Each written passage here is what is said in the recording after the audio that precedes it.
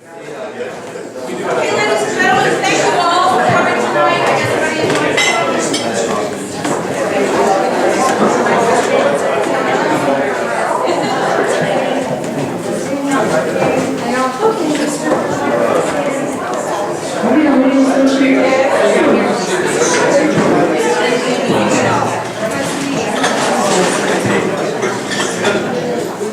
Thank you, everyone, for being here tonight. I'm Anna Ravel-Fetcher. I'm chair of the Cape Fear Economic Development Council. The board, all, thanks you very much for coming. We were thrilled when the board meeting recently in Delirium said, hey guys, why don't we talk about real economic development and start talking about what we're doing with technology and entrepreneurship and growth and biotech and all of the big ideas. There's a bunch of chairs up front. Please fill them up. You will not want to stay there for an hour and 3 quarters, I'm sure. So what we've done is we've gotten together with Renaissance Wilmington Foundation, and we put together, Bill has thankfully put together a bunch of data that helps us understand what's going on in our region, so that we can take responsibility for developing a region we want to live in. It's not really up to elected officials only, or the people they hire to do economic development. We have to have a voice in this, and you're not going to get what you want. That's our job. That's what we at the Cape Fear Economic Development Council do, is we try to provide a platform for you to have a voice so you can be educated on what's happening and to be able to actually speak up in an educated way about what you want your region to be like. So, tonight, what we're going to do is we're going to have a very, very tight set of presentations. Bill is going to give us 15-minute slide deck presentation on where we are. The good news, the bad news, the ugly, and maybe even some ideas here. We'll try.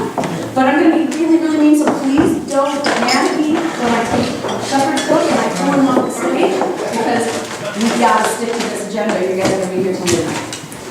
After we have Bill speak about this, we put together 7 people who are doing something really important in this region to help move us over that line, to take us out of the 1900s and really bring us into this century. And so there are a lot more people who are doing it. A lot of people couldn't be here tonight. So by the way, we will be having a follow-up to this meeting in about a month. We promise to send it all out to your email so that you can see how we put together the input you gave us, the input that all the speakers provided, and then give us more feedback so that we can keep this ball rolling, really develop a big idea, and start moving. So the people who will be coming after that will each only have 5 minutes. And they're going to include Dan Hawley, who's here from Dolores. We'll talk, I'm sure, a little bit about Dolores connectivity. Micah Davis, who's the Director of Marketing and Live Oak Bank. Diane Durant, where are you? She just must be running late. She promised me she's going to be here today. Lauren Henderson from Tech Mountain. Dylan McNamara from WCW. Something we need. Jim Roberts from the Network for Entrepreneurs in Wilmington and a few other organizations that I'm sure he'll tell you about. And John Cantroni. Did I say it right, John? Very good. Okay. Who's going to tell us about a new funding opportunity for businesses who want to start and grow here. Okay, my clock is starting now. Introducing Lorraine.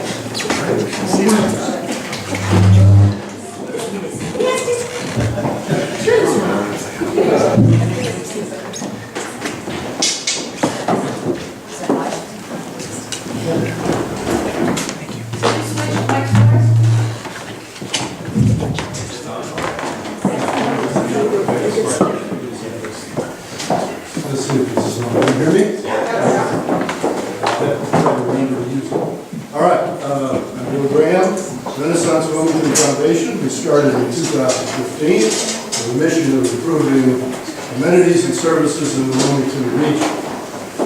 We refocused on this new mission just in the last week. This got posted yesterday on our website. We've decided on a somewhat expanded version. And that's all about collaborating with other organizations in the region to solve the problems of the region. And I emphasize we Bill, All right, so the vision is a world-class community, and we call it the Wilmington Region Moonshot. And that means rapid growth versus incremental growth. All right, next. So, I hope you can see these. We've done a very detailed analysis on this. The economic scorecard. This is straight off the Chamber of Commerce. If you want to look at this data, please go there and look at it and master it as much as you care. My point is to make some highlights available to you, and you're welcome to, after this, not during the presentation, because we don't have time.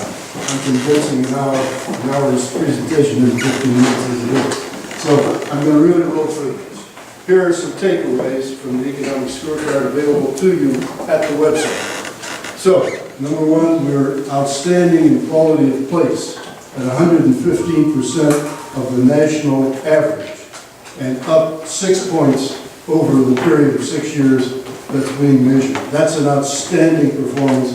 We are at the top of Asheville in the state, and we are, as we all know, a national attraction. So feel good about that, feel good about the city, but we got work to do.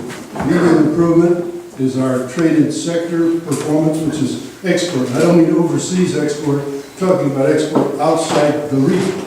So we're not doing enough of that. It probably reflects the scaling back of manufacturing in particular. But in any case, at 64% of the national average, we're not holding our own very well. In fact, we have a 10% loss. Okay? That's bad. So serious concerns. Wages and salary are the lowest growth of all 10 regions that were measured in this study. Productivity and per capita income are low. Richard Ford, a well-known economist who has worked with a lot of people in this region, says those are the characteristics of a failing economy. If you haven't failed, we're threatened, and we need to know about it and take action. Thank you, Carter. All right, so now I want to move to the real problem. I thought that was a problem. Innovative activity index, we're at 60%. We lost 19 points over the period. That's a 32% of the 60 over 19.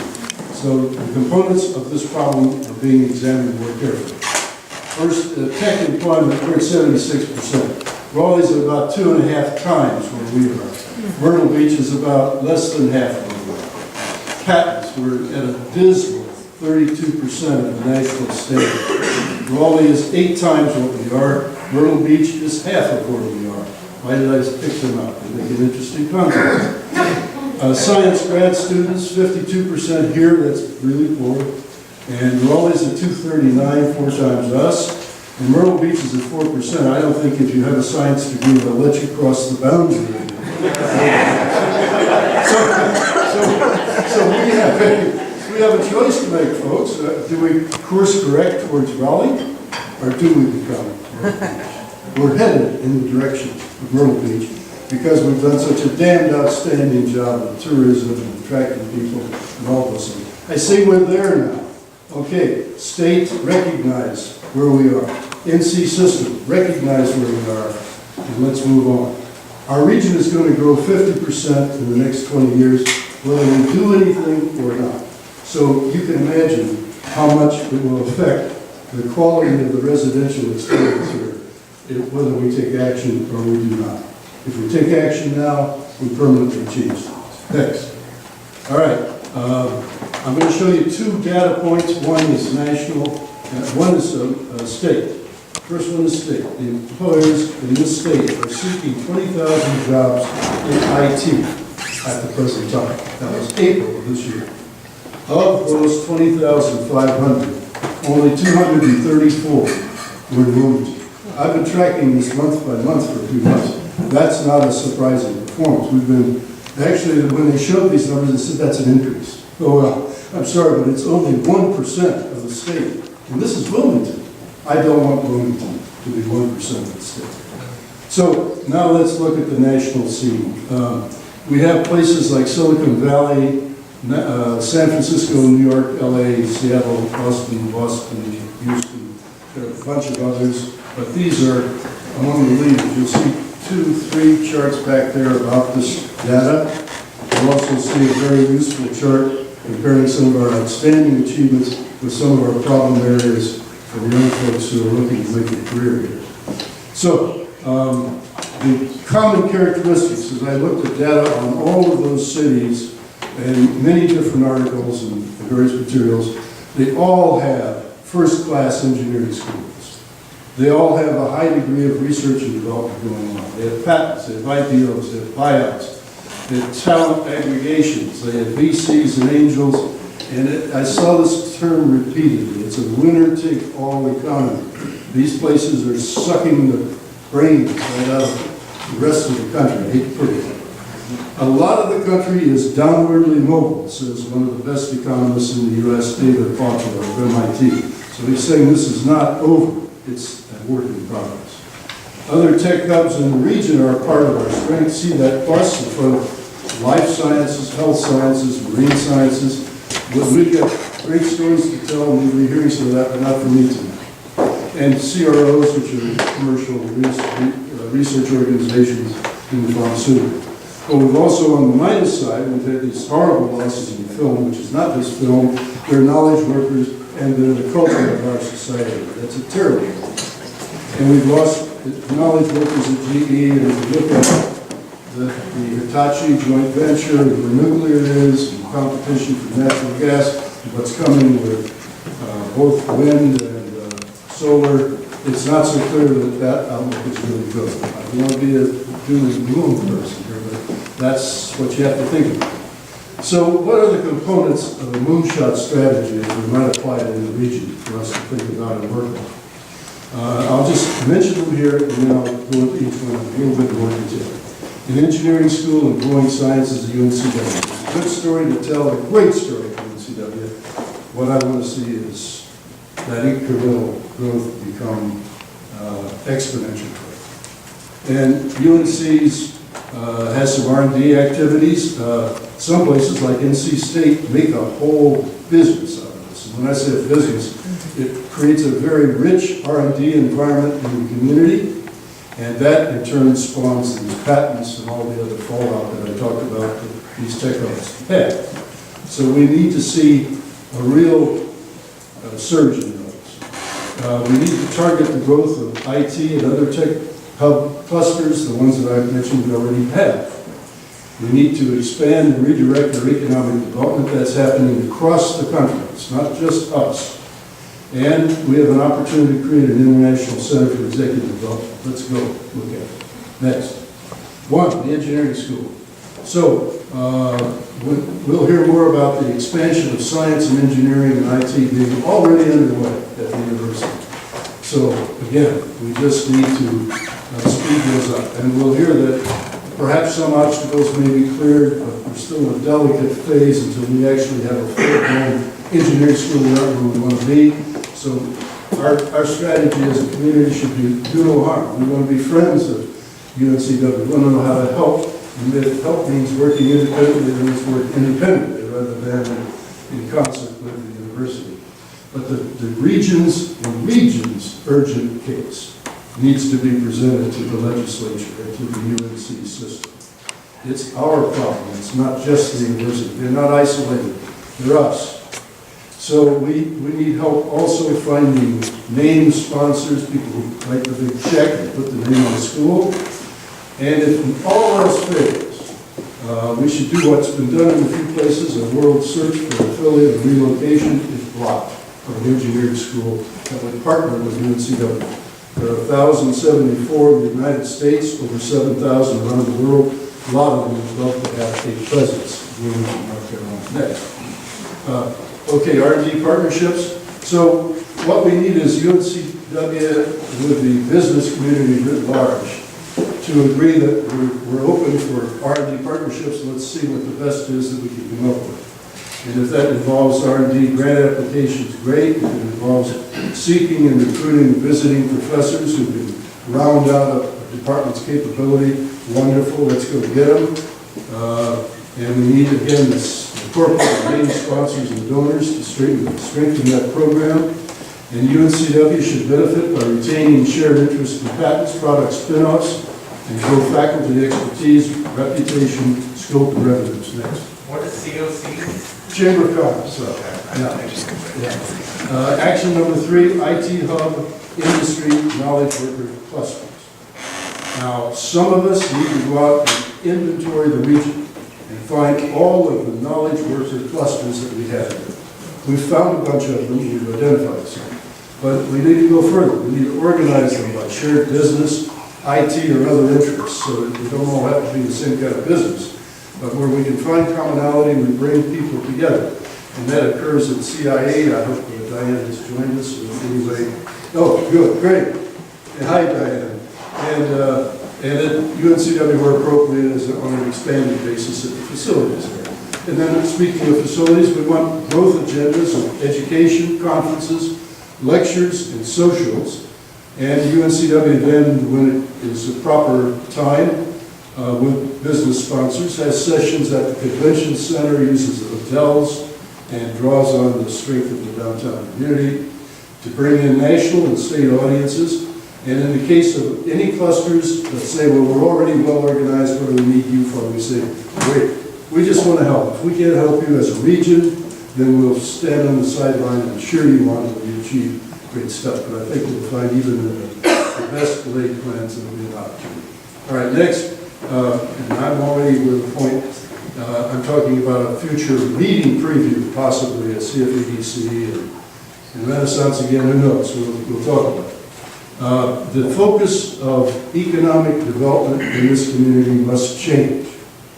We must stop randomly rounding up whoever we can round up.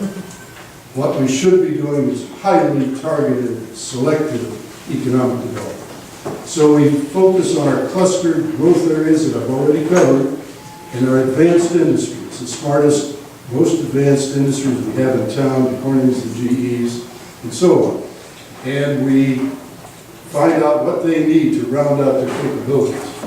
For example, if we have strength in the Crow community, there are 30 Crows, and the Greater Wilmington Business Journal a few days ago said there are in fact 100 companies circled around that aggregate. In other words, 30 Crows with 70 other businesses that work with those Crows. That's how much benefit we get from these clusters. And when we build on that, that's a FinTech's most exciting story we have in town today. And I think you know more about it. And what I'm saying is around FinTech, there will be opportunities for application specialists and service providers and hardware, and all that other stuff, and that'll strengthen the cluster. So we need to enhance the collective strength of all these clusters by applied R&D, syncing that up. Key suppliers, support services, productivity technology. If you need an upgrade of this or that, let's find a way to finance that. Export capabilities, I mean out of the region and overseas as well. And foreign as well as domestic. Number 5, the International Leadership Development Institute. We have a very special opportunity here. A world-recognized trainer, coach, and author, Dr. Terry Jackson, is here in town. He's not here tonight, unfortunately. We'd like to on a trip to Silicon Valley. He has recently been selected to the Marshall Goldsmith 100. That is an unbelievably prestigious selection. 16,000 people wanted to be selected as a Marshall Goldsmith 100. Who is this guy, Marshall Goldsmith? How about 35 books? How about Harvard Business Review's best knowledge thinker in the country? How about having trained 150 CEOs? That's who this guy is. Okay, he's put this group together. Our man's part of it. So what we want to do is bring world-class leaders here. Marshall Goldsmith is coming here September 19th. This is no pipe. September 19th. It will be hosted in part by PPD, and in part will be available to the public. And it won't be cheap, but it's worth reading. So bring world-class leaders here, build world-class leaders here. We have people in this community who can take that next step up. Let's help them do it. There will be economies of scale if some of our leaders in the community work together, such as facilities, faculty outreach, and prestige. And lots of people say, well, we're unique, we have our own culture. The Swain Center will tell you that they run into this all the time, and without UPD has a culture right within our community, but that can all be worked in along with the commonality of the best training programs and certifications in the country and the world. That's the idea. So, future meetings, comes on this. Economic development I've mentioned. We also have to think about innovative financial strategies to make this all happen, research to be done. And at the end of the day, and maybe on an ongoing basis starting tonight, we'll be talking about assembling a high-level steering committee, multiple steering committees. Some, the most, let's say, recognized leaders in the corporate, political, and philanthropic sectors, plus broadly representative community partners in a tiered relationship, probably with some staff to make stuff happen. This is what we need to do. On the chart.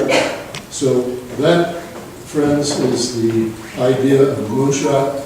One last word is, we can't call it a moonshot. I found out tonight from my son-in-law, who is a lawyer with Google.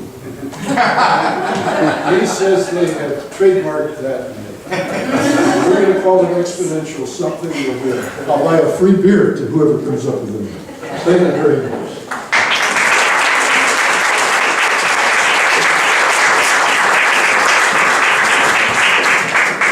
Those of you who know Bill know that 15 minutes is pretty amazing, and it only went over by 20 seconds. Whoa. Thank you. All right, with that data in mind, I'd like to actually start with Jim Roberts and get him to come up here and talk to us about what he has seen across our state in terms of ideas and things that are happening that can make these things move forward. Jim, I'm going to let you introduce yourself because you have 3 jobs. So I'm Jim Roberts. I'm the founder of the Network for Entrepreneurs in Wilmington. I'm the founder of WHALE, the Wilmington Angels for Local Entrepreneurs, and I work for an organization called Bunker Labs. We help military veterans who want to be entrepreneurs as a way to create jobs for additional veterans. So I was asked to talk about what's happening in North Carolina. Next slide, please. So Raleigh-Durham is actually the only city that matters. They have the CED, the largest entrepreneur organization in the world. They have the capital. They have clients that we need to work with. Cooperation. If you go to Raleigh events, you're welcome with open arms. But the most important thing they have is optimism. This is not what I see in Wilmington. You have to overcome the cynicism. And a friend of mine in the audience just saw this today. So this is what we need to do. Yet, we actually do the best job of any city in North Carolina of connecting to those resources in Raleigh-Durham. Well, I don't understand why Greensboro can't do that. Charlotte is, what's the nickname of Charlotte? The great state of Mecklenburg. They are their own state. Okay, they're 5 miles from South Carolina. They do not work with the rest of the state of North Carolina. Why do we need to work with Raleigh, CED? CED is the largest entrepreneur organization in the world, and the reason they are is because they've maintained their funding for the last 30 years. All these other cities cut the funding of the entrepreneur organizations when the recessions hit, but not CED. There is one lawyer in Raleigh that has spent over $1 million over the last 30 years. One lawyer, $1 million over the last 30 years to support entrepreneurship. Why? Because those are his clients. All he's doing is helping his own business. Why can't we see that here in Wilmington and other parts? So they have capital, they have mentoring. I hope Diane will talk about the venture mentoring service. This is the most important thing they do. Communications and networking. Next, please. I have 10 slides in 5 minutes. I can't talk any slower.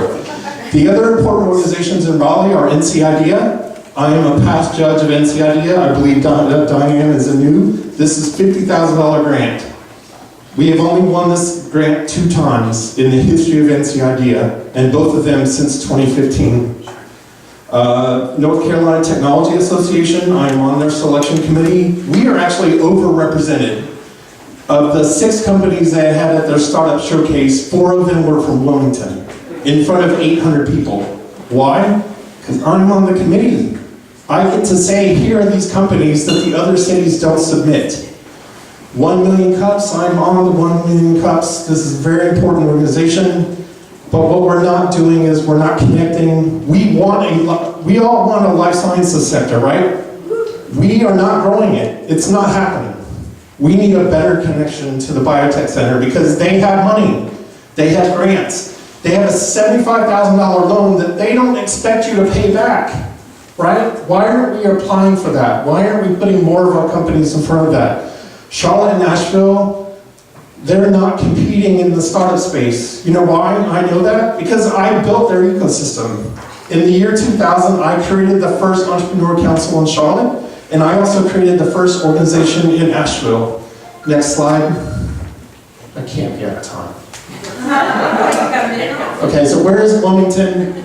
Please go to, I know this is a long link, but in 2013, John Harden found that we were the 24th in innovation factors, but we're the 8th largest city. That means we're missing some things. And one of the things we're missing are SBIR grants. We do not get any of these. Jen McCall at UNCW is the only person that gets SBIR grants. Next. Other cities to consider, Chattanooga and Boulder. Boulder is the #1 city for startups in America. Guess what? Same size as Wilmington. Same exact size, 125,000 people. Next, please. In Charleston, I don't have time to go through all this, but this is the most important one. They've had 5 exits, meaning 5 of their startups have sold over $50 million in the last 5 years. That means their investors, their angels, are getting paid back, which is more money that they can invest. My moonshot is work with the entrepreneurs that we already have. Let me get a show of hands, please. Brilliant Soul. How many people in this room who are not in my space have heard of a startup here called Brilliant Soul? That's not enough. Petrix. Okay, Searchable. Tenny Tech. Gastro Girl. Lapidus Solutions. Pursuit Sleep Technologies. Sany Brands. Kneecap Medical. These are companies that are already here that are starving for resources. We cannot recruit more entrepreneurs to our city until we help the ones that we already have, because these guys are thinking about moving. So if we don't help the ones we have, what's the point of recruiting more entrepreneurs and more startups if they move here and they're just going to die in the vine? That doesn't help. Okay? So these startups are starving and our organizations are starving. I recruited Bunker Labs here. I had to raise $25,000 to create a new chapter here. None of that $25,000 came from Wilmington. That's messed up. And if I was in a friendlier audience, I would have said the 4-letter word that you don't want me to say. That's messed up. Okay? You have to support what we're doing, or why are we here? We can't bring more things here if they're not supported. I'm out of time. 7 seconds, go. This is how to reach me. We're very active on Facebook. We have 600 members. If I may, we have the 2nd highest attendance at NEW, at the Network for Entrepreneurs in Wilmington. We have our events at Ironclad. We have the 2nd highest attendance of any entrepreneur organization in the state. We are the 8th largest city. We have the 2nd highest attendance. CED is the only organization that has higher attendance, and they're 32 years old. We're kicking ass. We would appreciate your support. Thank you.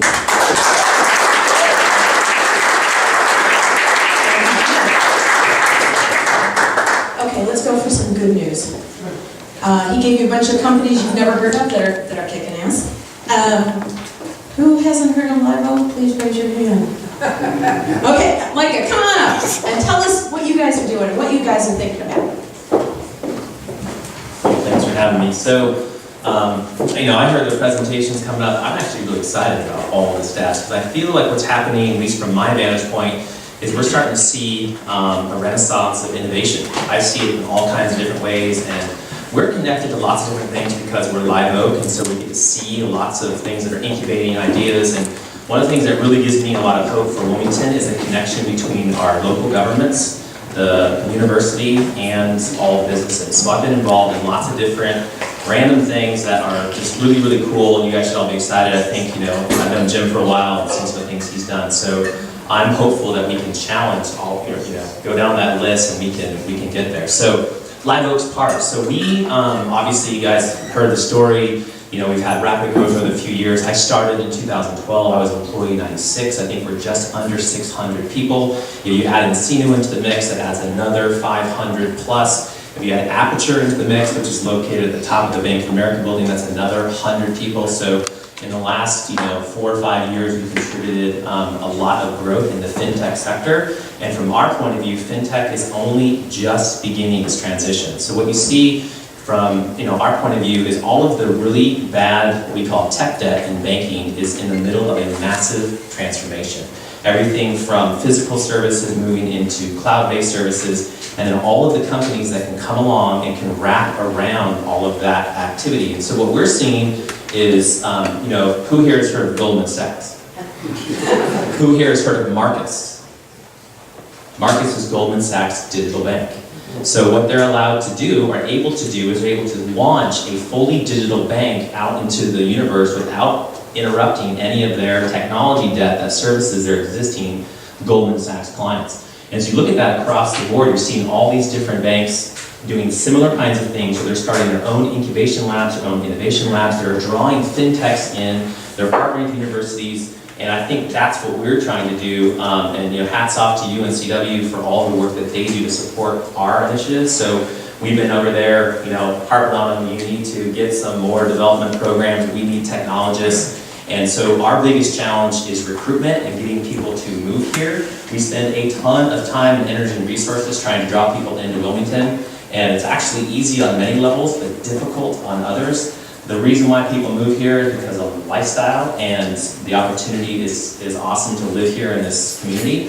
The challenge is a lot of folks want to see the entrepreneurial community and the startups doing all of this, right? So as we begin to address all these issues, it will actually make my life easier and our whole team's job easier. We are trying to stand up, I think Chip quoted the other night something like 4,000 people on our campus. So if we can get to 4,000 people and all the companies that can support that through technology, development, and implementation and support, it could be pretty exciting to see that happen. So some of the other things that we're seeing, we're involved in lots of other fintech type things. As you see, banks are struggling with the change in consumer preferences around mobile and all that kind of stuff, and then supporting all of their technology that they built in 1970.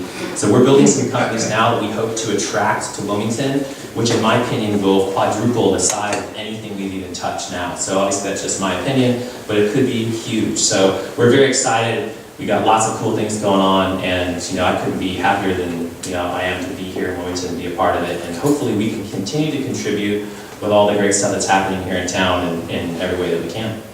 A big idea.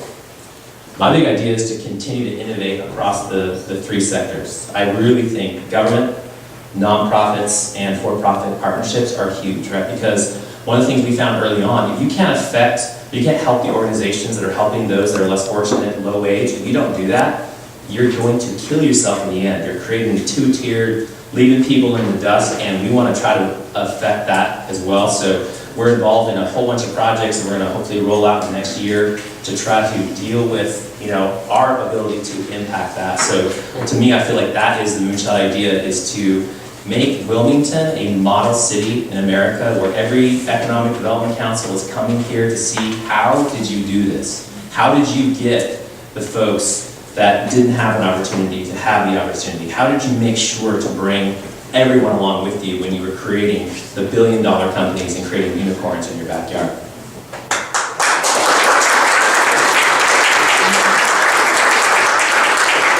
And I'd like to tell you that Mike is the director of marketing, so excuse me for that. If you can't tell, he's pretty good at figuring out where all these things go. Next, I'd like to ask Diane Durantz to come up. Everyone knows about the Center for Innovation and Entrepreneurship, I'm sure, because they, between Jim first and then Diane, have really taken this and provided an opportunity for people with an idea to figure out if their idea is good enough, and then to get the help they need to go there. So tell us what's happening now, and then what do you think you're going to do? Okay. Well, I'm happy to be here. Thank you, everyone.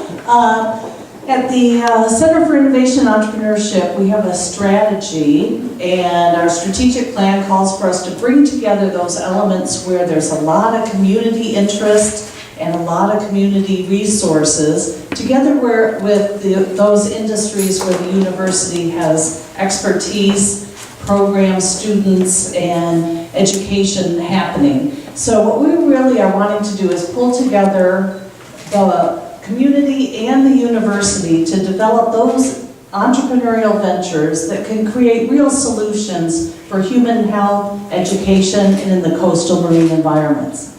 Next slide.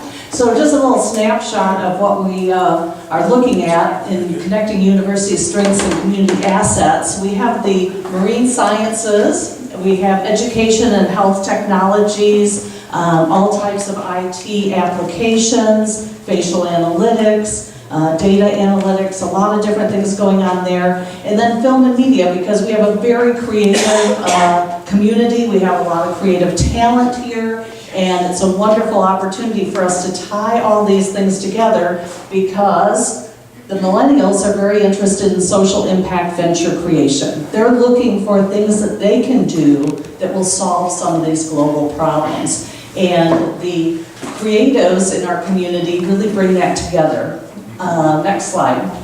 Here are some of the types of companies we've been involved with, some of the programs we've been involved with, but I want to get to the next slide because I think sometimes with economic development we focus too much on companies and types of companies. And here's the problem with that. If you look at what's happened over the past 80 or 100 years, is the life cycle of these companies is getting shorter and shorter. In fact, 75% of today's S&P 500 companies will be gone in 10 years. So as much as we love Live Oak, what happens someday when Live Oak gets bought out by Bank of America or Chase or something like that? So what I want us to focus on, instead of focusing on companies and particular companies in certain industries, I think for our Moonshot to be successful, next slide, we need to focus on causes. And if you look at the 17 Sustainable Development Challenges that are being posed by the United Nations, and you look at how you combine what we're looking at the university in our community strengths and our university strengths, we have a very unique opportunity to take a leadership role in one of these areas. And in my mind, that is sustainable fisheries, sustainable seafood, marine environment, coastal management. There are huge opportunities for us. And when you look at the millennials that are coming along, what they're really looking for is a cause, a purpose. They want to see a community that's committed to something that's really important. And that is different than saying, let's have fintech, or let's have health tech, or let's have some other type of company here, or industry cluster here. Let's put our stake in the ground and say, the Cape Fear region is going to be about solving a global challenge and be known for that. We will draw the best and brightest researchers, scientists, entrepreneurs to our community, which will support all of our ventures in health tech and fintech and everything else, because we will be bringing people here for a reason. When you look at the young people today that might want to start a venture, why would they come here instead of Charleston? Why would they come here instead of Raleigh? Well, a way to make it more compelling for everyone is if we have a community that's about something, that actually is solving a major global challenge.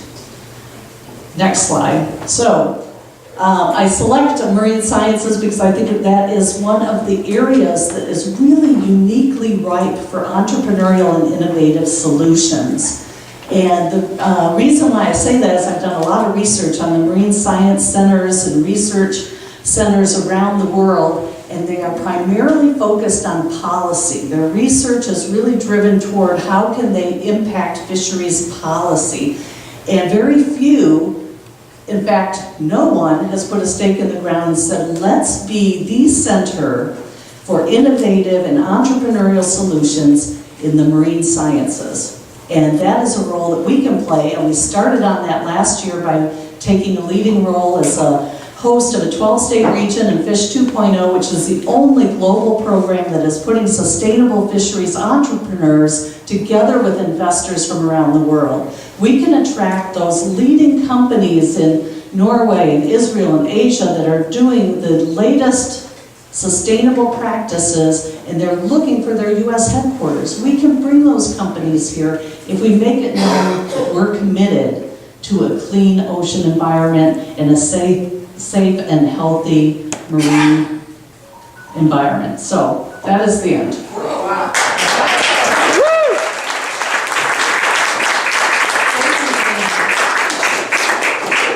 I think that what I'd like to do at this point is ask Dan Brawley to come up and talk about Cucaloris, and not just Cucaloris, but opening your heads a little bit beyond technology and fintech and marine biology and engineering, and look at how some of the other things that happen here in Wilmington can impact the success of our companies and economic development.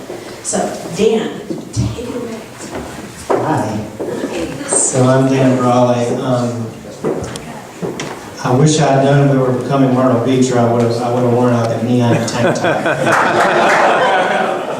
I often think we're becoming Myrtle Beach myself, so it makes me a little worried. So there are 4 things I want to talk about. One is to tell you the story of Cucaloris, and I know a lot of you know it, but I want to sort of reframe it a little bit tonight, given the topic, because I think it's really a helpful story.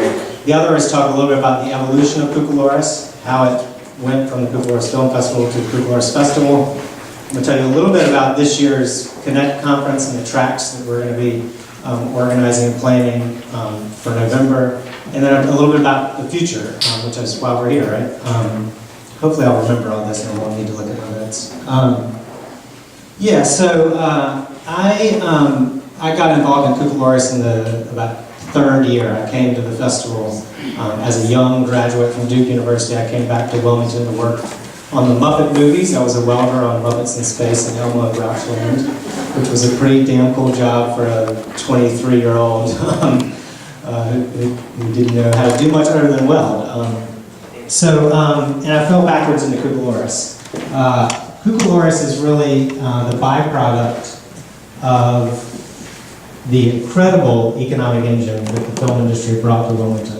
Dino De Laurentiis sort of planted here in the 1980s.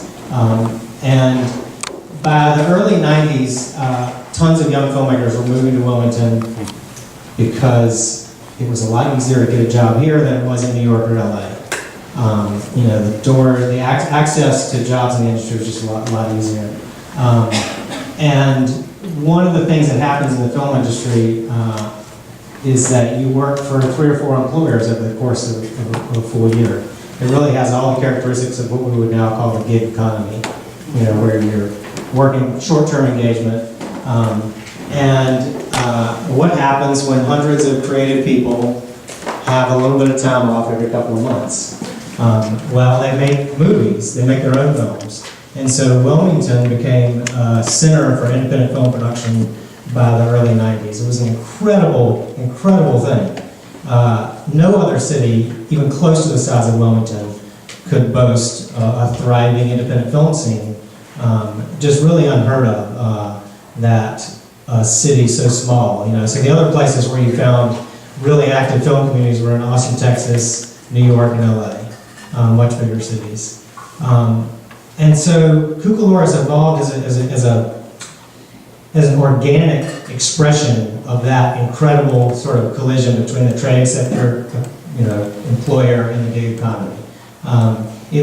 So what happened 8 or 9 years later is that every city in the country realized how cool it was to have a film festival, and very different from what happened in Wilmington. No offense, I hope, to the Ladies Garden Club, but the Ladies Garden Club in every city decided they wanted to have a film festival, and so they started one.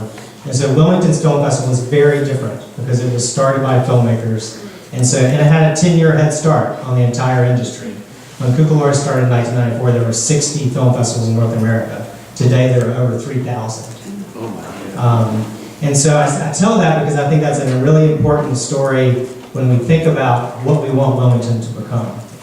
Grow your unicorns. And somebody said something about unicorns earlier.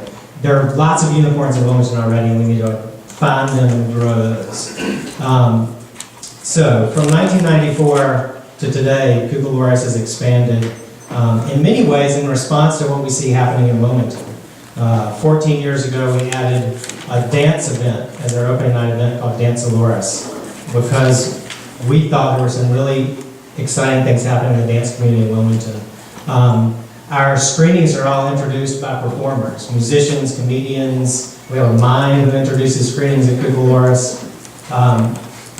And so when we rebranded the festival a year ago, we created a new container for some things that we've been doing for a long time called Cucamonga Stage, because we thought it really represented some things that were already happening in the community organically. You know, we all paid for the Wilson Center, beautiful performing arts venue that we think is a great home for Cucamonga Stage events in the future. So over the last 24 years, Cucamonga has grown and responded to what's already happening in Wilmington. Again, I think a really important thing to keep in mind as we think about what's going to happen here in the next 20 years. And I think the most exciting part of the evolution of Cucamonga is Cucamonga Connect. Several people in the community approached me about 5 years ago and said, hey, we have this idea. We want to start a technology conference in Wilmington, but we don't want to wait 20 years to build a brand. We think that you've built a brand.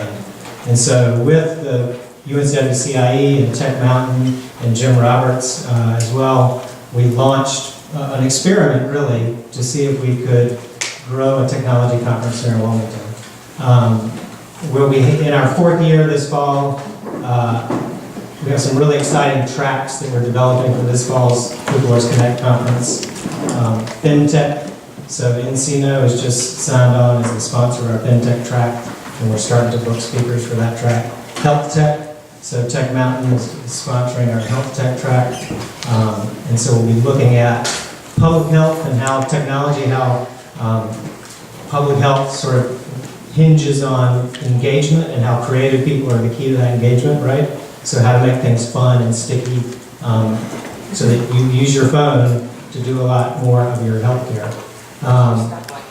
Yeah, so I'm almost done. Gig Tech, our 3rd track, looking at both AI and big data, but also looking at the sharing economy and sort of booking your next gig as a creative. And then 2 last parts of Connect, our startup camp. So all of the companies that Jim listed, if you had been to Cucamonga Connect over the past 3 years, you would have seen each of those companies represented on stage. So if you want to find out who the most exciting young startups are in Wilmington, come out to Connect, come to 10 by 10. Lots of companies are doing pitches, looking for funding. And the last track for this year is called BrewTech. So looking at the emerging brewery scene and also looking at companies that are using technology in really interesting ways and engaging people around their love for beer. So companies like Untapped, but then also places like Port Taproom. Yeah, so my big moonshot, I think I really appreciate what Jim had to say, and I think I agree with Jim that there's not something magic that we all need to discover tonight. It's already here in Wilmington, and we just need to come together more and showcase those things and support those things. And that, to me, is the big moonshot. Cucamonga didn't shoot over the moon in 1 year. It took 24 years to build our brand. And so if we can each, tomorrow, take one small step, I think we'll hit the moon.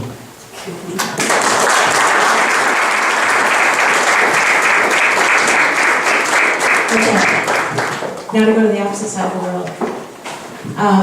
I would like to introduce Tech Mountain and President of Tech Mountain, Lauren Henderson. Lauren is also the Chief Financial Officer at Castle Branch. So she is grown from day one into the role she now plays, and so she's some really exciting things about what Tech Mountain's up to. Thank you. Unlike Dan, I will need to look at my notes. So, first, what is Tech Mountain? Tech Mountain's a division of Castle Branch. It's our corporate innovation center. About 4 years ago, we realized that we needed to do something different to keep growing.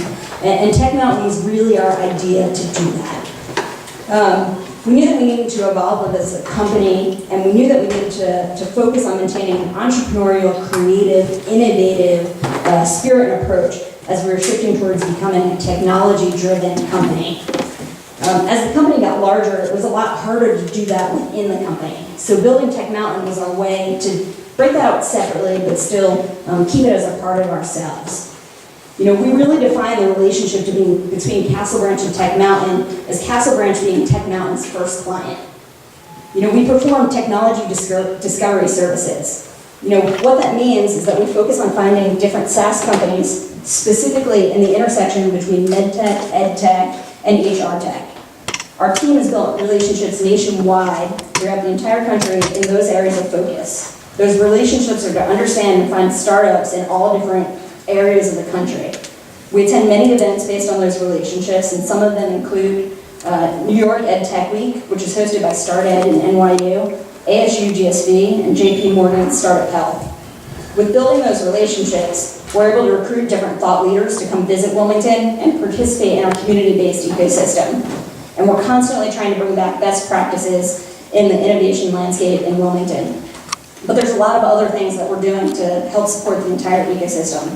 At Tech Mountain, we currently are home to about 50 different entrepreneurial startups. Those include Wilmington-based companies, plus companies that have or had ties all across the country. There's also almost 200 different entrepreneurial co-workers that are either independent business owners or remote workers in the tech industry. Some of those companies that are represented within those co-workers are people that are employed with SAS, Cisco, IBM, Citrix, and Red Hat. We sponsor 8 meetups a month that are open to the public, and they include topics like advancing technology, blockchain and cryptocurrency, digital media and marketing, and cybersecurity. We've hosted global pitch competitions for the last 2 years. Those have been with IBM's Smart Camp and 1776's Challenge Cup. This has provided Wilmington with international exposure and brings other entrepreneurs to the area from along the East Coast. We also have our own licensed microbrewery. We're helping build relations between entrepreneurial technology companies through the process of brewing beer. We've so far had 16 different teams and companies come through our brew summits that we host twice a year. We're also a visionary sponsor of Kuklor's Connect, and we're excited to see what we keep doing.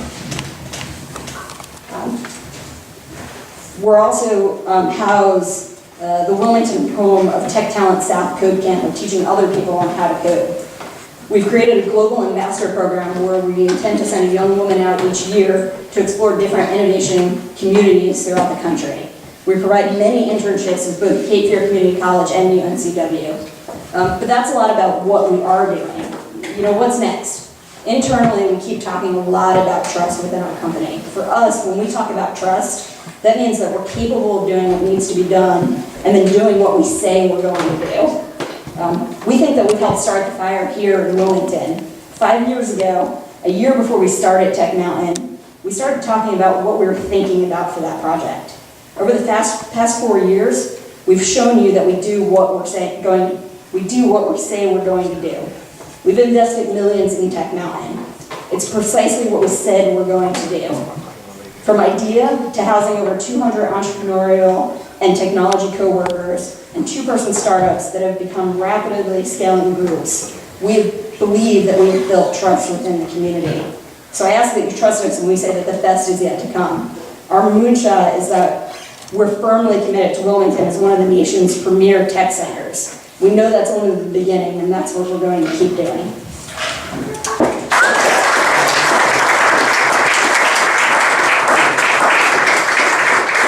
Okay, Dylan McNamara, would you go? Many of you haven't met Dylan yet. I haven't met. Dylan's the only one that's speaking tonight that I haven't met before.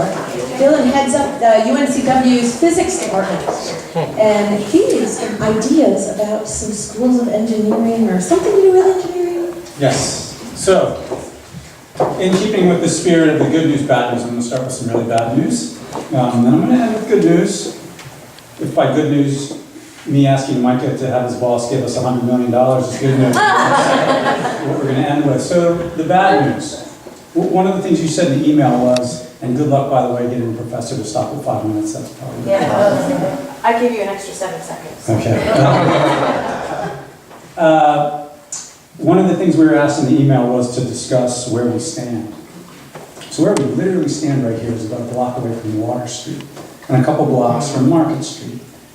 And how many of you have seen water in Market Street? Many, many times. So one of the things that also exists right near there is a tide gauge that's been maintained by NOAA and the National Weather Service for a really long time, just across the river. So within the last year, what they've done with that tide gauge data is project into the future what flooding might look like in Wilmington with just conservative estimates of sea level rise. In 50 years, with conservative estimates, and by the way, these conservative estimates are looking very conservative, given what's happened in the last 10 years. With conservative estimates of sea level rise, 50 years from now, that Market Street, Water Street zone will be a foot underwater at high tide 90 times a year. So think about that. That's about every 4 days. It won't work like that because it will depend on how high tides are. So in a month, you'll have about 7 days where high tide will have a foot of water in Market Street. That's a conservative estimate. Okay? We also stand about a 15-minute drive from Wrightsville Beach and about a 20-minute drive from Carolina Beach, big parts of the economic engine of this region. Part of the reason you can pay professors like Stuart and myself so little to come to UNCW is because we love the beach. And that's probably the case for a lot of businesses here. The beach is really important in a lot of ways. In the next 50 years, for certain, there will be one large, really devastating hurricane that effectively wipes out Wrightsville Beach and Carolina Beach. There'll probably be 2. And if you doubt me, just this past fall, things that you saw on the television in Houston, unfortunately Puerto Rico and the Caribbean and Florida, that reality is coming to this region. So, what has, one thing to point out about that is that all of these things we're talking about tonight, fintech, the film industry, everything, importantly depends on how we deal with that future, because that's coming. That's something Raleigh's not going to have to deal with. That's something we're going to have to deal with. So what is UNCW doing to deal with those things? Well, one of the things that we're doing, and we've been doing for a long time, is we have a very strong marine science program. It's been one of the flagship programs at UNCW for a long time. Historically leaning more towards marine biology. We have an esteemed marine ecologist in the audience. That's been kind of the strong point of the marine science program at UNCW for a long time. More recently, we've been investing a lot in the quantitative side of marine science. Big in physics, physical oceanography, the mathematics side, the data science program that's at UNCW has a linkage with the marine science program. So we're investing in the quantitative side, and that's one of the things that we need to do to deal with this future that I just described. Excitingly, 2 weeks ago, the UNC System Office gave us approval of a 2-year-long process to get this approval for a brand new degree in coastal engineering, a bachelor's degree in coastal engineering, which is the first of its kind in the country. We're very excited about that. So UNCW is doing its part to invest in the intellectual capital that's necessary. We will get good, strong scientists and engineers, as we have been doing recently, and we will continue to do that. That's what the university can do. But there's a lot of things that a university is not very well suited to do, and that's to resource those things to solve the kinds of problems that I just described. Unfortunately, the political climate in this state is not such that they're going to fund the university very well. The national political climate is not very favorable to universities. It's certainly not favorable to the research-funded, the government-funded research side. And this is coming from someone who got a $1.5 million grant last year. It took years off of my life to get that grant. I got that grant. I was with a team of 7 other universities. That's 3 years of money, $1.5 million. The universities take $500,000 of that, so we got $1 million spread out over 3 years, split between 7 universities. So that's not a lot of money. And that is literally probably the flagship grant that we've gotten in the last 3 years at UNCW. So we cannot rely on that to solve these problems that I just described. So, the Moonshot, or maybe Mars shot might be the word. So I want to tell a story just real quickly about Henry Rowan. Does anybody know who that is? So Henry Rowan was an engineer, he's passed away. He was an engineer who created a company that built furnaces that melted metal and became very, very, very wealthy. And he lived in New Jersey. The local university near to where he lived was called, I think it was called Glassboro State University. In the 90s, it was ordered a few thousand students, had an endowment of about $700,000. So as you can imagine, the development office was reaching out to Henry Rowan very often, asking him for donations. At first they started, can you give us a $1,500 scholarship? He said, okay, sure. And then they circled back and came at him again. Can you give us more? How about some money for the business school? No offense to business schools, and this was his words, I just don't think that's really going to contribute to the economic area. We need people who make things. How about I give you $100 million, which at that point was the largest gift in the history of universities. It unleashed a wave of gift giving to universities that pretty much focused in places like MIT and Stanford and so on and so forth. But he gave that money, $100 million, to tiny little Glassboro State University. And it just skyrocketed that university into being an engineering powerhouse. They have now an endowment of $200 million. They're producing engineers like crazy. It's a wonderful place. There's innovation happening there. And it happened because he gave them $100 million. The university is not going to do that for our engineering program. The state's not going to do that for our engineering program. It's just not going to happen. So the only way that that's going to happen is if the people in this room that are involved in, and outside this room, involved in things like fintech and these important industries in film, important industries that are going to exist in the future, circle around and give my department $100 million. That'll do it. Problem solved. One of the things that we need at the university is something like an engineering research center. We wouldn't just take that money and do what we want with it. We need an engineering research center. I just threw in a grant to try to plan one with some engineers from NC State. Our chances of getting that, just the planning part of that grant, are probably 1 in 30. Getting the actual grant to land at the university are probably like 1 in 50. And these are with really top-shelf engineers. The chances are small. An engineering research center is something that we can have at UNCW that would do things like develop modular energy technology so that we don't rely on the national grid. When a hurricane comes and wipes power out, we just flip it back on. What if we were the beacon for all coastal communities and we just flipped power right back on because we had modular energy? What if, for example, we had effective desalination here in Wilmington? What if we had offshore aquaculture? What if we had algae farming offshore for biofuels and medicines and all of these kinds of things? That's the kind of thing that an engineering research center could do for this region. And then not only would it help the businesses in this region, we would be a beacon to all of these other cities that are facing these same problems. Miami, New York, Norfolk.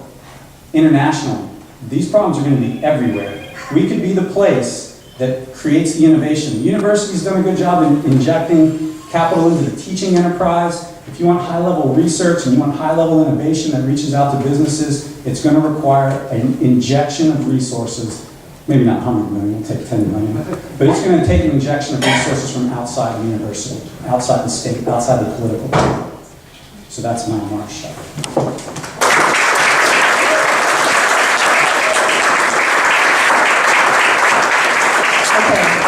Okay, one last presentation. And then you get to ask questions. I hope you're written down because there's been an awful lot of good stuff going on in here tonight. John Panchoni is a partner. Two companies have come together to create Invest in North Carolina, Invest in NC. This is a whole new approach to getting money to get businesses going. It's very cool. So I'm going to ask him to tell you a little bit about Invest in NC and then what your big brainchild is. I had to think of my moonshot. I didn't know I was supposed to do that, but I got a good one. Take your email. All right, let me find my hecklers. Who's an expert on equity crowdfunding in the room? Raise your hand. I told you the other day. Is that the next She was here with us, and my partner over there. So I'm probably not going to have time, but Clem, just stand up. My partner in crime is Clem Cipher. We only have 5 minutes, and trust me, he can speak a lot longer than I can. So I just want to identify Clem. He's the other half of Invest in NC. I don't have time to explain equity crowdfunding to you guys in 5 minutes, so go to investinnc.com if you want to learn more about what I'm going to summarize for you real quick. I will tell you, I'm glad I went last. A little bit about me. I founded a company south of Boston in 2003 called LogicPay. We're a software company. In 2010, I moved me and my family down here, and moved my company down here. And since then, I've hired 3 people in Wilmington. I'm ashamed to say it's only 3, but at least I did my part. Pretty high-paying jobs here in the city, and we're doing our part. So since 2010 to 2018 today, one of the reasons I moved down here was, hey, I'm going to be the only game in town. I got great customers, Fortune 500 companies as customers. I got a track record, I got a product. I'm going to raise money down there. It's too hard on 128, it's too competitive. Well, 7 years later, I'm here to say, or almost 8 years later, I failed miserably. I went to every VC, every angel, all the way to Raleigh and back, every bank in town, except for SunTrust, bless their heart. It took me 7 years, but last November I closed a very large commercial loan at reasonable rates with SunTrust. But that's how long it took me, and I was an operating company. So I'm a practitioner. I'm not a financial institution or anything like that. I wear another hat. I'm an Army veteran, and I also run a nonprofit I started called Vet the CEO in 2012, and we've helped over 4,000 transitioning veterans, dip their toe in the water in terms of entrepreneurship across the country with an online program. I mention that because I've learned a lot through our over 90 guest speakers that I listen to every week. So there's 3 things I want to tell you about equity crowdfunding you might find interesting, so that's all I have time for. First of all, it's the pink elephant in the room. We can have our engineering school, we can have all our great incubators and all our patents, but these companies, unicorns, need food, and that food is capital. And I don't think in the next 2 years in Wilmington, the angel investment community or the VCs all the way up to Raleigh are going to double or triple their investments in Wilmington companies. I personally don't believe that. So what's the answer? We're going to have to find a different way to fund these companies. And the good news is, let's use the crowd. Let's use the citizens of Wilmington to fund Wilmington companies. It's that simple. So their equity crowdfunding allows us to do that now. Real quick history. Equity crowdfunding in the state of North Carolina was passed, the law was passed in June of 2016. In April Fool's Day of 2017, the regulations were put in place that allowed it. But one component of the regulation was that you have to use a state-approved funding portal that was in compliance with the regulations. Well, that funding portal did not exist till February of 2018. And Logic Bay was the first company to get approved, and is today the only funding portal approved for crowdfunding in North Carolina.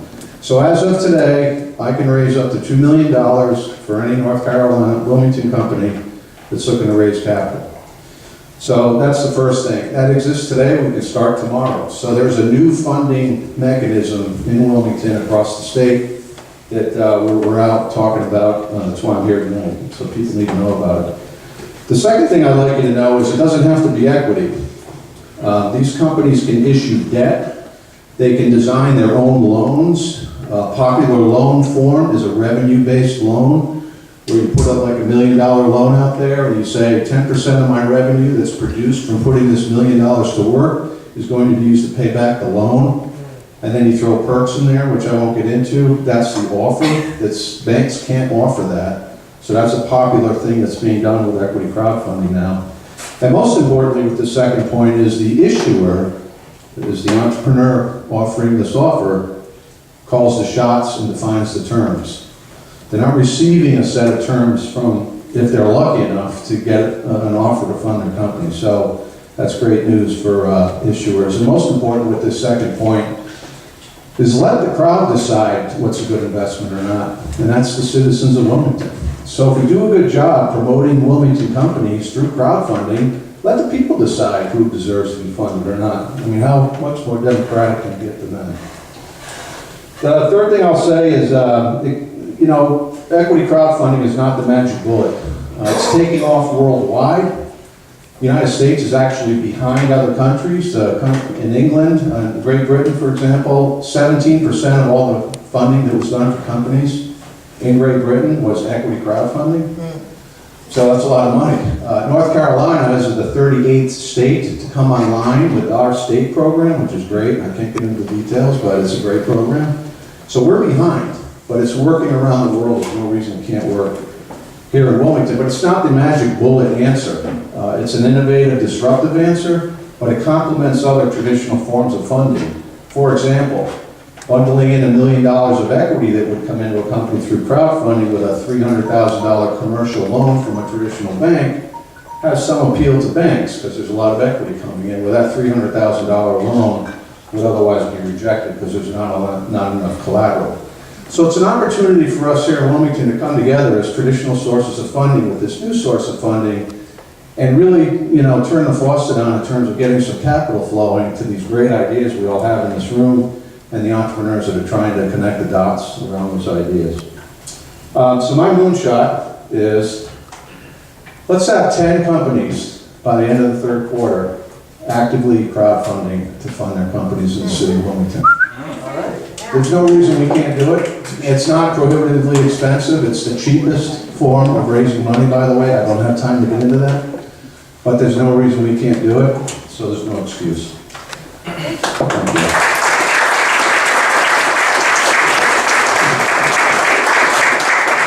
Okay, you guys have all probably noticed that we don't have anyone from city council or county council or Wilmington Business Development or, I didn't say in the room.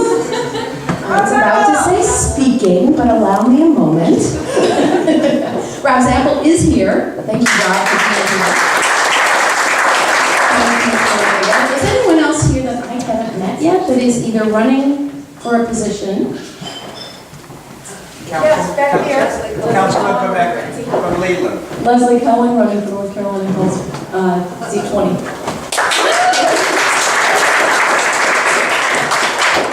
Of course, it's one of the fastest growing community in the state of North Carolina and in the state, Leland. I'm not running, but I'm here representing Harper Peterson, who's running for the North Carolina House. Hi, I'm Judy Justice, and I'm running for the New Hanover County School Board. So we need the help of our government. We need the help of the people who are doing this. We want to make sure that our stories are being heard by them, however. So those of you who are here, thank you for that.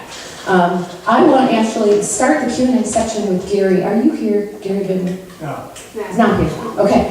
Then I won't start there because he asked me to start there. Is there anything interesting going on in Brunswick County? We just did 23,000 residents, and 10 years ago we were 2,000. Correct. So there's a little bit of growth going on over there across the river. A lot of things happening that's going to affect, we really believe that we have to look at this as a region. This is not about the city of Wilmington. This is about 3 counties at least. And so the kinds of things we need to do are going to impact a lot of people. It's going to impact you, so who has a question? You can't possibly tell me you have a question. One back here. Yes? Yeah, this is more of a comment than a question. Introduce yourself. Oh, I'm sorry. I'm Beth Rutledge with the Historic Wilmington Foundation. Who mentioned nonprofits being important? Who was that? Okay, Micah. Thank you for saying that. On behalf of the nonprofit people here in the audience, who here is with a nonprofit? Yay, yes. Okay. I just want to say, nonprofits want to partner. I'm not speaking only for Historic Wilmington Foundation. We want to partner. We want to partner with individuals. We want to partner with entities, with organizations who are interested in helping our community. And I thought maybe wasn't said, so I just want to say that. Excellent. Okay, thanks. Excellent. Can you yell? I was say, I don't think I need the microphone. All righty then. Cedric Harrison, founder, executive director of Support the Port Foundation, local nonprofit organization.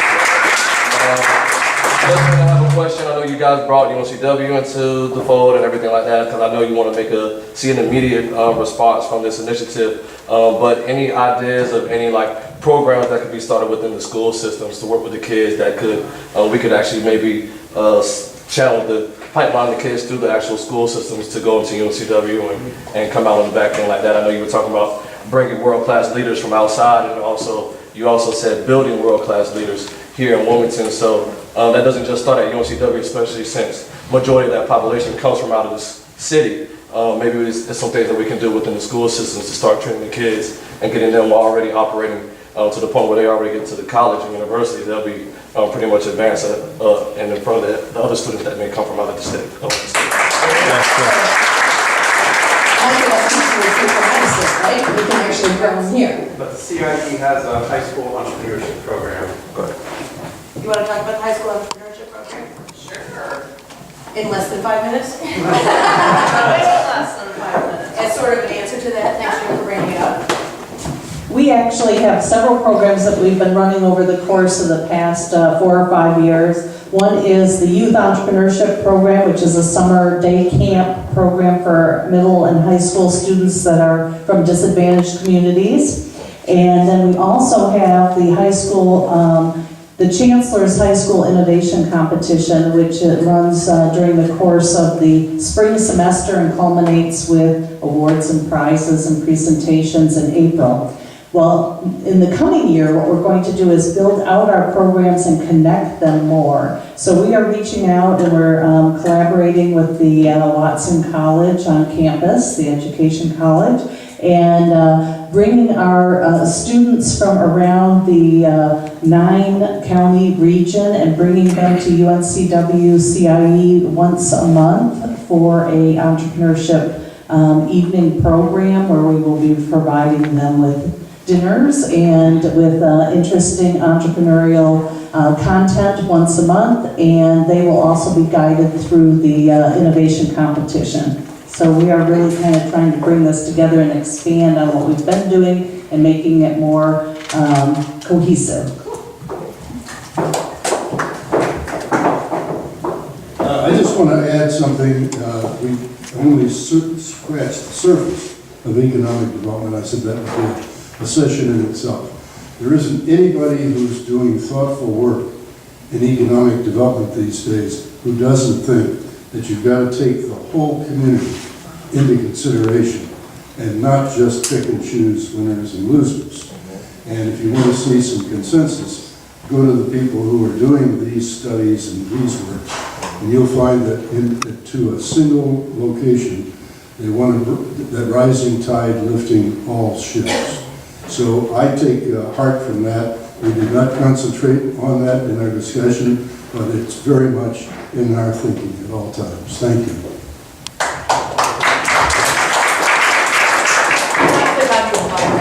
I think I could speak up loud enough. I really am excited about everything that's going on. I did want to follow up on the discussion about sustainability. I think all we're trying to do is sustain and grow our community, but there's a whole lot of need to be exploring sustainable technologies. Cape Fear Community College has an award-winning sustainability program. Rob Zappel here was on the board of the Cape Fear Green Building Alliance. There's a lot of work that can be going on in things like solar and wind and rainwater harvesting. We can be a model. And I love what you said about model city. As I said, I'm working on the campaign of Harper Peterson for North Carolina Senate, not House. And we are in the discussion period of looking at Wilmington as a model city, bringing all the sectors together to see how we can collectively join heads and hearts and minds to make this a model city. We've got everything we need. We just have to get together and do it. Thank you. Yes, please. It only stretches to here, so. I'm George J. from Renaissance Community College. I'm the director of customized training. Well, a couple of things. One, I'm glad you said the region. Yes. We're the poor relatives across the river. We're not quite South Carolina yet. Yeah. But I think the other thing is there's a whole community college system that I did hear mentioned. We do have 58 of them, we being the youngest in Brunswick. So that's another resource. So, in fact, unfortunately, Greg just took her. He's a dean of our continuing education, and now we're left to she's our VP of continuing education. So don't forget the community colleges. Okay.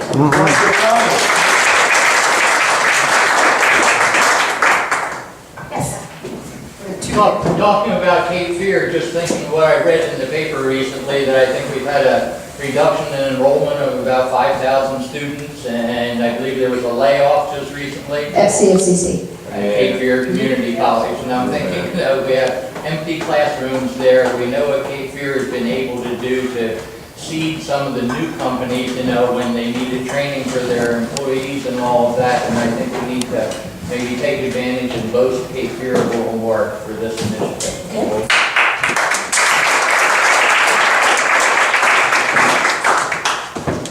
Hi, my name is Isabel. I'm from Step Up Wilmington, formerly Phoenix Hometown Hires. This is one of our participants in the house. We are a nonprofit that that does job readiness training and job placement services for individuals with barriers to employment. So one of the things I look at a lot is how we train our workforce here. That's my job, is to figure out how to get folks training quickly to get them into a job that gives them a living wage. We talked about why that is important in terms of tax revenue. If our poor are not doing well, neither are rich, quite frankly, and neither is our city. So one question that I have is not just how are we recruiting talent from afar, and not just how are we training talent here with our educational systems, but how are we attracting companies that are willing to invest in their employees? Thank you very much. That's a great question. Rob, you want to grab that? Want to talk about how we're attracting companies?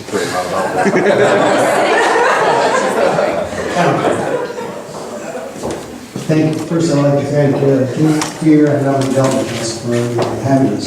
It's terrific. Your county commission, for those of you who have nothing else to do with your lives, just last night in our budget that we passed, set the new level of $15 an hour as a minimum wage for all county employees.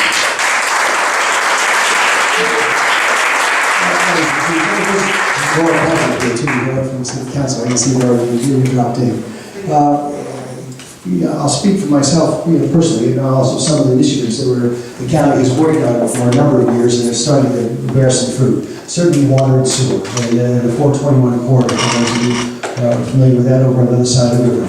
Getting water and sewer underneath the Cape Fear River and chasing it up the 421 corridor is going to open up over 1,000 acres developable land over there that's zoned I-2 essentially over there. So we'll have room for the manufacturers, which will act as a magnet, which will then look to our community college and our university as the place to for people for jobs for our knowledge-based market here skill set that we're developing here in New Hanover County.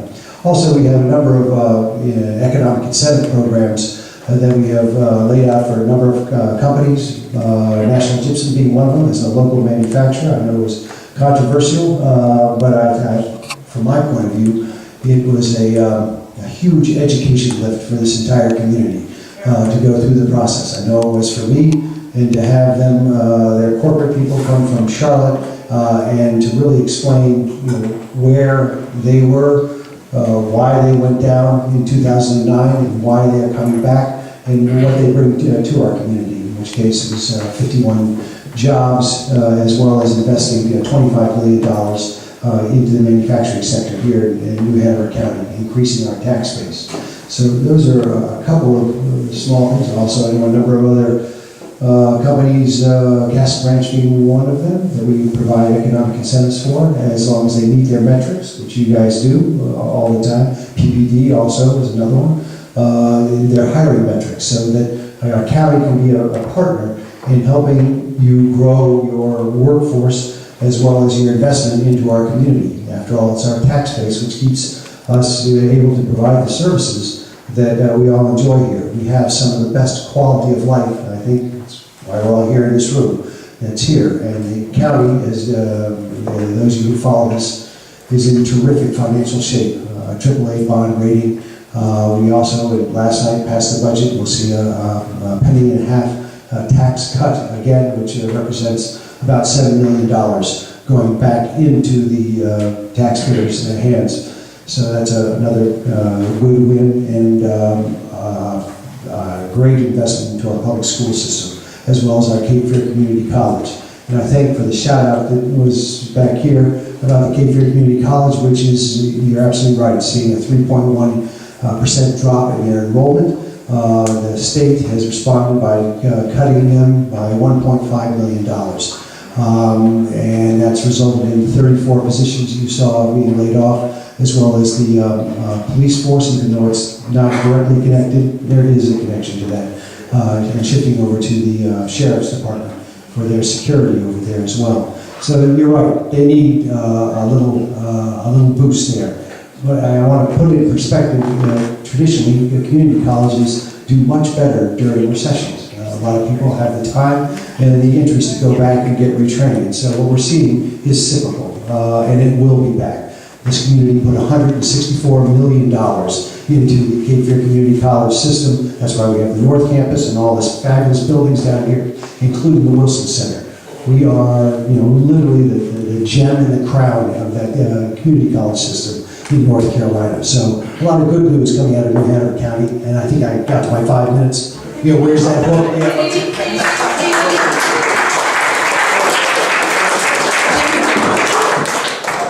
One thing in addition to that is I think we're going to see True Colors Brewing as a model of how to train. If you're not aware of True Colors, between now and September, you may get sick of hearing the story.